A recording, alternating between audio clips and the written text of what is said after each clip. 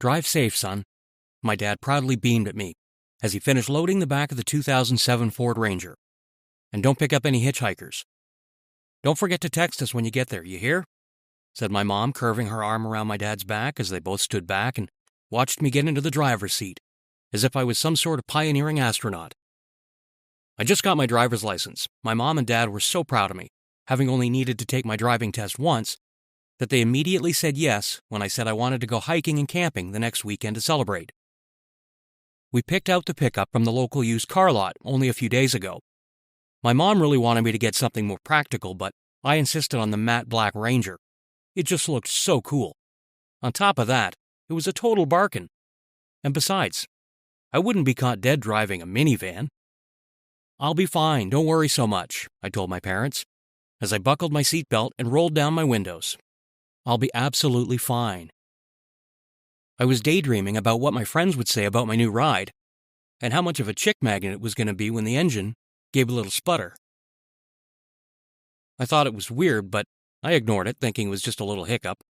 But when I noticed smoke coming out of the hood, I started panicking. I was ambling down a winding country road, and it was tough to find a place to park. So as soon as I saw a small patch of level grass that I could stop at, I did. I tried to pry open the steaming hood and instantly regretted it when the hot metal touched my skin. I remembered my dad packing some gloves in the back, and I rushed to get those. Well, I said to myself when I finally managed to get the hood up, I don't exactly know what the point of doing that was. And I really didn't. I've always seen people open their hoods in movies whenever their cars break down. But staring at the engine and the thinning smoke, I realized how little I knew about car engines. I checked my phone.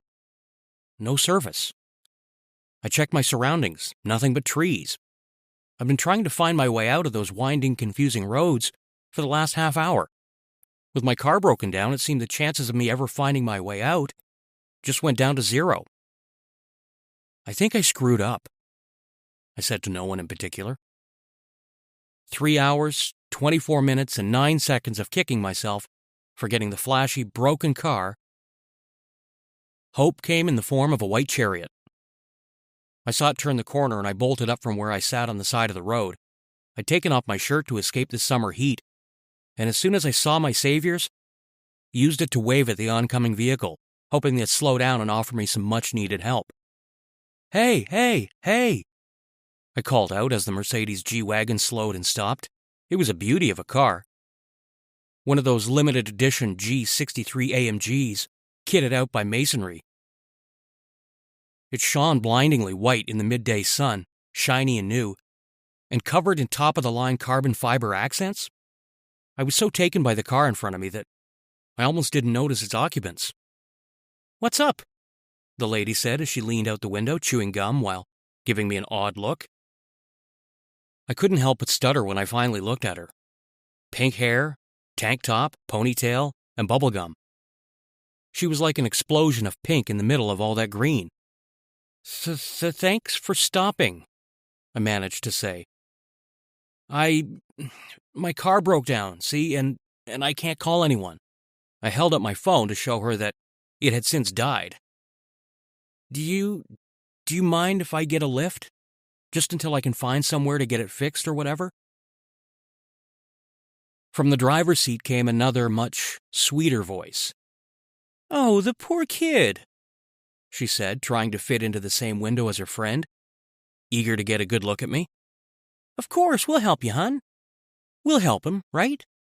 She turned to her friend and then someone else in the back. "Right, T?" T turned out to be another girl, dark-haired, green-eyed, and sitting in the back seat. I found that out when she lowered her windows and popped her head out. She smiled at me and winked. "Of course we will," she said. T immediately opened the door to the spacious back seat to let me in.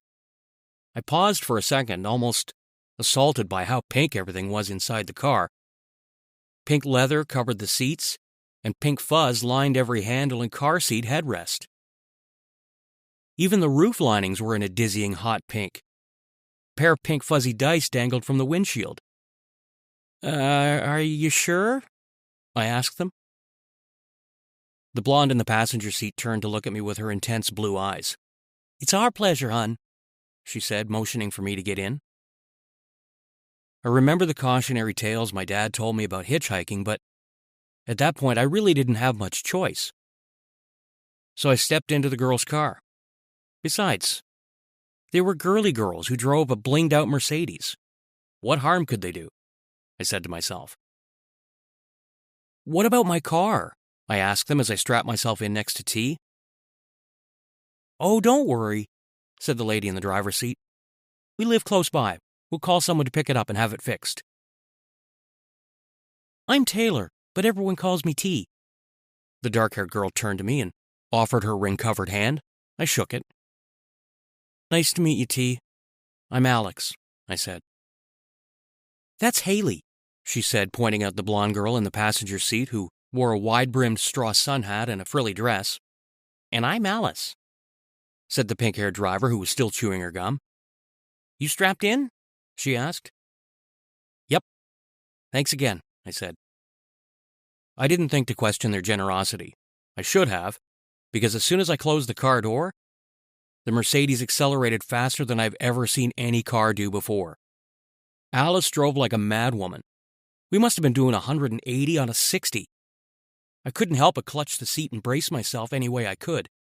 T chuckled when she noticed. We passed a gas station and then a mechanic's workshop.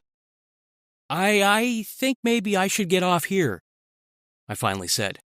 "I think we passed a mechanic's just a little while back. I can walk there and see if they can help me. I don't want to be such a bother to you guys." "Nonsense," said Alice. "We're not leaving you out here. It's almost dark." "It's really no trouble," said Haley, her intense eyes locked on mine through the rearview mirror. That shut me up. We arrived at their house soon enough. It was a log cabin anchored to the forest floor by a stone lower half. I noticed one of the basement windows were broken. I tried to tell them about it, but I felt as if they were in a hurry to get me in.